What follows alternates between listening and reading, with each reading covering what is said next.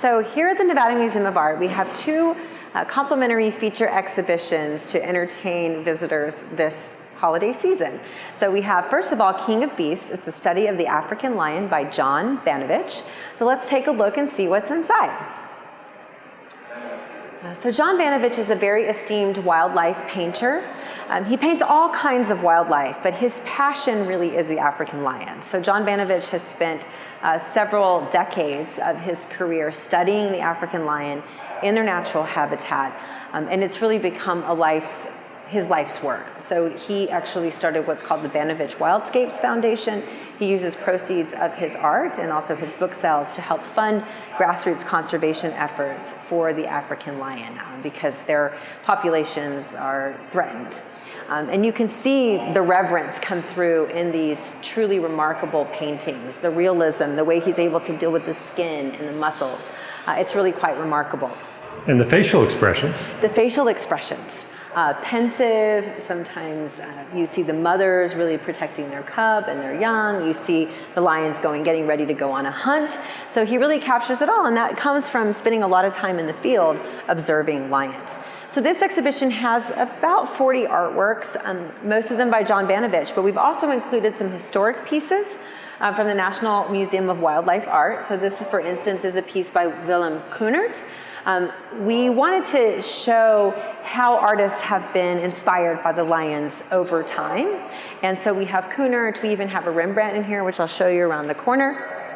Just a way to add context to show that Banovich is certainly not alone whenever it comes to being enamored of these majestic creatures.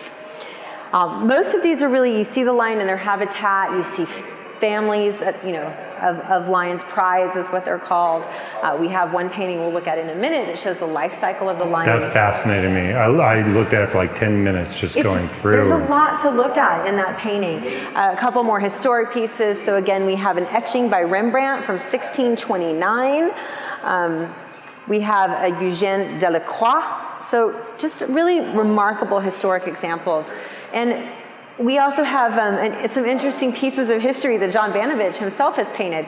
So this painting here is called The Man-Eaters of Tsavo, and this is actually based on a story from the 1800s.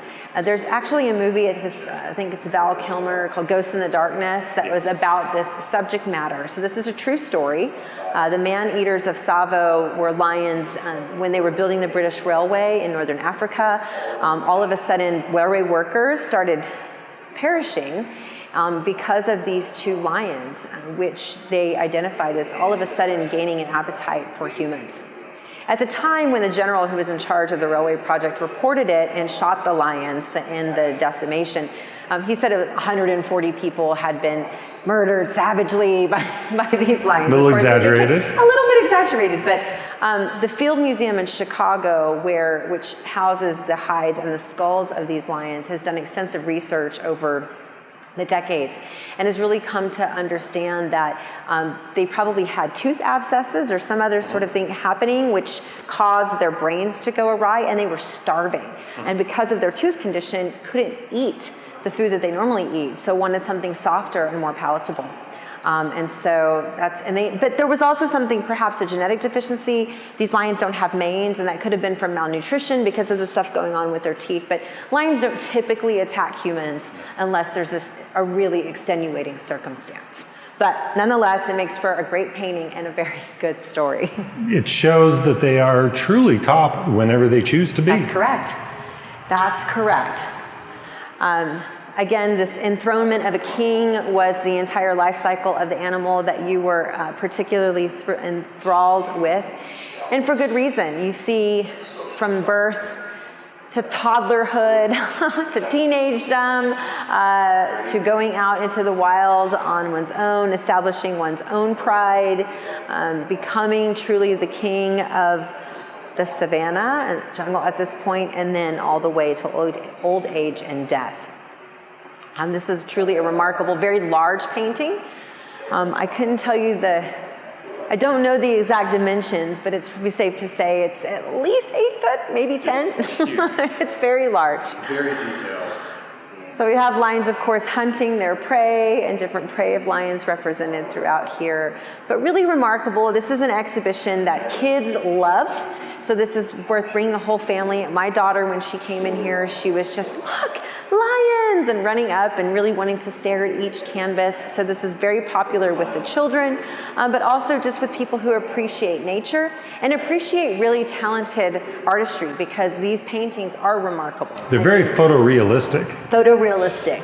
So the detail and the life that John Banovich has captured in these is very remarkable, and it's something that you really can't get until you come into the Nevada Museum of Art to see this. So again, a study, King of Beasts, a study of the African lion by John Banovich, will be here through February 16th. Now this one struck me too. You see all the scavengers. The scavengers. And the they're birds in all flight. after something. But here come these two lions, and all the scavengers like looking like, okay, our party's over. That's right. We've got to go. Okay, so in the next gallery, Yes. we have some amazing Arms. Oh my gosh. When Yes. I walked in there the first time, I was just so taken Yes. with this. And it's like, wow, I'm going to hear forever. So this exhibition is our main feature for the season. It is called Decorative Arms, Treasures from the Robert M. Lee Collection. So Robert M. Lee was a renowned collector who called Nevada home for nearly 30 years. Lee went to great lengths to acquire the finest antique arms for his collection, while at the same time supporting and championing some of the most talented artisans and engravers working today. Lee liked to say that tastefully ornamented arms were the epitome of art, and you certainly see that here. And in fact, many credit Lee's patronage of modern engravers to have led to a renaissance in the field of arms engraving, because he was that influential. The Lee collection is known around the world as being one of the best, if not the best, arms collections. And it's really interesting because the artistry of embellishing and engraving firearms is a challenging artistic endeavor. And it has a rich history that reaches back to the medieval and Renaissance eras. And you see that in this exhibition. So we have about 190 objects and many historic examples, so that you can look at the historic examples and see how much the craftsmanship has been respected and carried through to the modern day. I personally will look at a couple of these pieces and I can't tell if it's from the 1600s or from the 1990s. Yeah, I couldn't either. You know, unless you're somebody who knows the technology of a firearm and how that's changed, that would be the biggest shift. Even with that, it's hard to tell. It is very hard to tell. And it's also important to note that while all the arms in this exhibition are functional, most have never been fired or used in the field. They truly are designed and manufactured for ceremonial, display, and exhibition purposes. But this collection represents some of the finest examples of decorative arts from the past 5 centuries. It's not only weapons, it's armor. That's Let's correct. take a look at the armor. First, before we head over there, I want to show this piece. So when you walk into the gallery, this is the first piece that you see. It used to be owned by the Prince Ferdinand Philippe, the Duc d'Orléans. It's from the 1800s, the middle of the 1800s. And I just look at this piece and I'm like, oh yes, this is a piece that belonged to royalty. When you look at this case and the tools and the weapon that was inside, I mean, it's truly remarkable. So it sets the stage of what you can expect to see in this exhibition. We have a pistol sword combo here, a miniature suit of armor, a replica of a 15th century Southern German Gothic style armor, breastplate that would have been worn by someone, and it's from about 1560. So that's pretty remarkable. And then of course, suits of armor. Again, a real crowd pleaser. Yes. These are composite suits of armor, but they're not from a single battlefield piece, but they all are from the same eras. So really we established the centuries of tradition here in the first gallery so that you can see how this craftsmanship has grown over time. So 1625, 1605, a wheel lock rifle from 1627, and then one of my favorite pieces, a wheel lock puffer pistol from about 1590, which is made of steel, gilt brass, ebony, mother of pearl, horn, and bone. I just love the embellishment on this particular piece. I think it's remarkable. I mean, this style of the puffer pistol is it just screams nobility to me when you see that. Looks like it'd be hard to guys shoot. in wigs and with gloves, like I And just the think puffy shirts. and the puffy shirts Yes. and the puffer.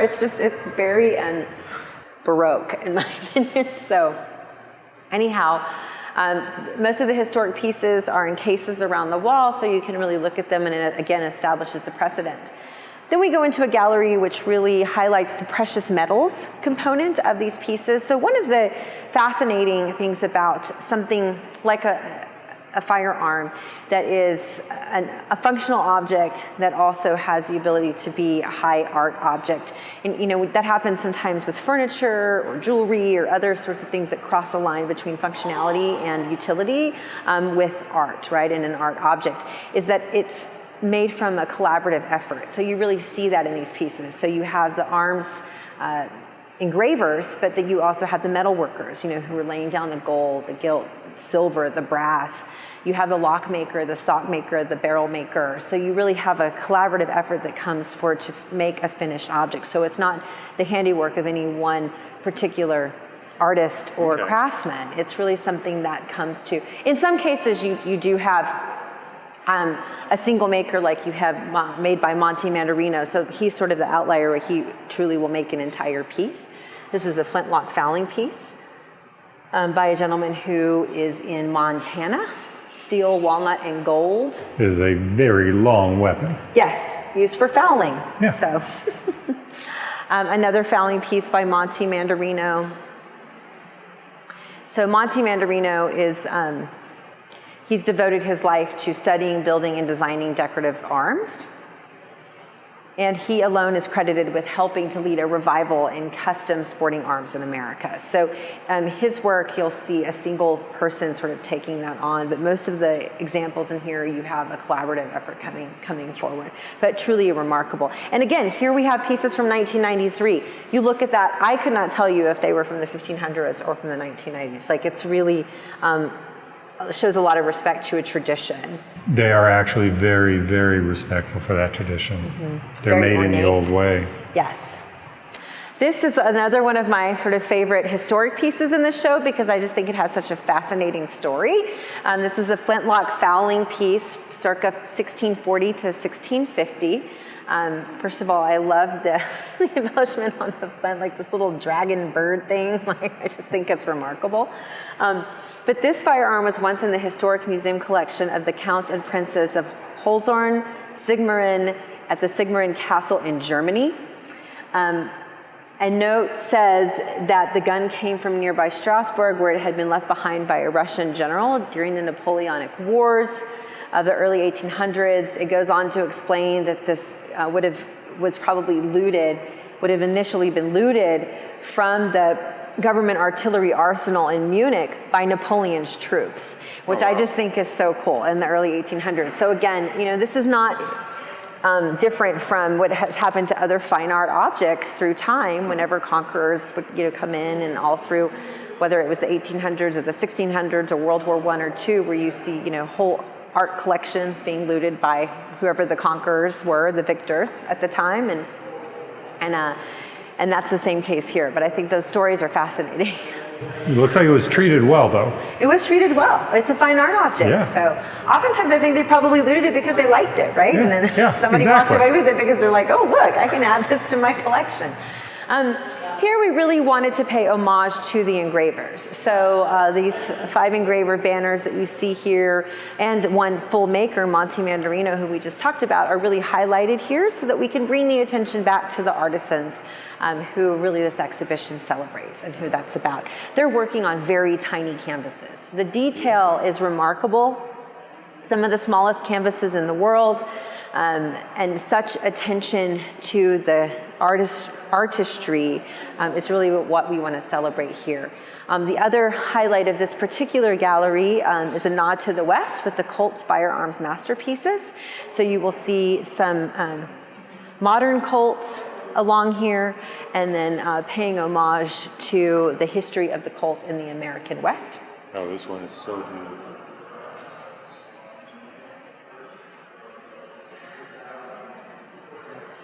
And then, of course, we have some 1854 revolvers over here. So, again, sort of comparing and contrasting modern pieces with historic examples.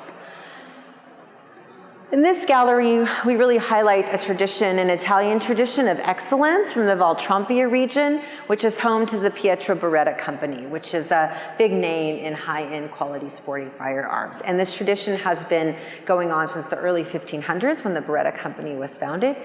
This particular region in Italy produces an incredible amount of the world's sport and hunting small arms, 70% of Europe's and 40% of the world for a very small region in Italy. But that just illustrates the devotion to the craft and that the artisans in this region have carried forward for centuries. And a familial tradition too. So we have some examples in this gallery of a father and daughter engraving team working together that's passing down that tradition. And this case, I mean, that case is remarkable. It in itself is a work of art. So. Clearly there's too much to show in a short video. You have to come and check this out. We have, again, about 190 objects. You can spend a lot of time in here looking at the detail, learning the origin, understanding the hands behind it. This is actually my third time here today. Right, and you probably saw something that you didn't see before. Exactly. This is my personal favorite piece in the entire exhibition. I'm a sucker for a good knife. This is a multi-bladed display knife from 1839, manufactured by Joseph Rogers and Sons in Sheffield, England. It is a quadrangular knife, so rather than a traditional, multi-use knife or Swiss Army knife, as we call it, that has only the two sides, this has four sides where tools can come from, which gives it this beautiful butterfly-like or starburst sort of quality. In fact, we used an image of this on our current museum Note, which is the publication that we produce every 2 months. This is our holiday edition. We just thought it looked so ornamental that it really just spoke of the Christmas season. So I don't think I'd want to carry it in my pocket, but it's brilliant to look at. Well, and this was a display piece for the showroom. So this is what you would see if you walked into the Rogers and Son showroom in England in the 1830s. This would have been a display piece. I tried to figure out what all the different blades were for. Good luck with that. Any knife for any occasion. A fork, there's probably a corkscrew in there. There's, a shrimp fork or like a cocktail, like to get your shellfish out. There's a saw. You could probably comb your hair with one of those things. I think it's really anything you need to survive the apocalypse. That's what I would want to have, If the so how old is that? What year is that? 1830s. 1830s. I think 1839. Yes, 1839. That's... Yeah. And then, of course, no firearms collection is complete without rock crystal pistols, which you can put liquid into. So these were often filled with liquids intended for drinking. Transparent firearms made from glass were first introduced in the early 1600s and remain surprisingly common. This pair was made by Asprey. They do have partially working locks, but they were only intended for display. Mm-hmm. So, again. Yeah, this would be maybe the origin of the term glass cannon. There you go. It could be. I can't speak to that, but this particular pair were made in 1992 by Asprey, which is one of London's most celebrated producers of jewelry and other luxury goods, of course. But this is a tradition that dates back to the mid-19th century. And we have a ceremonial display wall of Millennium firearms that Robert M. Lee commissioned to celebrate the turn of the 21st century. Hence the name Millennium, and why they're called Millennium guns. And beautiful engraving on each one, totally different. Mm-hmm.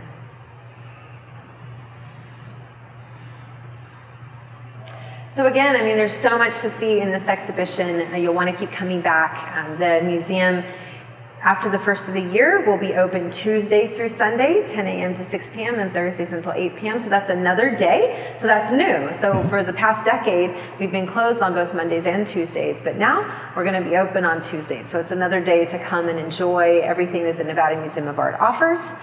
We're expanding our tour program later this year as well, or earlier in 2020. And we have great programs associated with this particular exhibition. So Michael, one of the founders of Burning Man, will be doing 3 different tours from his perspective, he's a big firearms enthusiast. He is a Texan by root, so he'll give his spin on this exhibition, so you can sign up for those tours with him. We also have a curator, the head curator of the Arms and Armor Collection at the Metropolitan Museum of Art, Dr. Pierre Tarjanian. He will be here in early February to give a talk. We have a really dynamic young woman from the Cody Firearms Museum in Wyoming, who is the go-to firearm curator in the whole country for this, in a specific subject matter, and she's just awesome. She's on TV a lot, so she's a big spokesperson. She's going to be here in January to give a talk. So lots of really great engaging programs. We have film programs showing how kind of this, especially the cult and the whole American sort of West mythology around kind of firearms tradition has emerged in Hollywood, and so we'll have some programs related to that. Really cool stuff. So go on NevadaArt.org, check it out. Buy your tickets, get it on your calendar, and most importantly, come see the exhibition. And we'll see you at the museum. See you at the museum.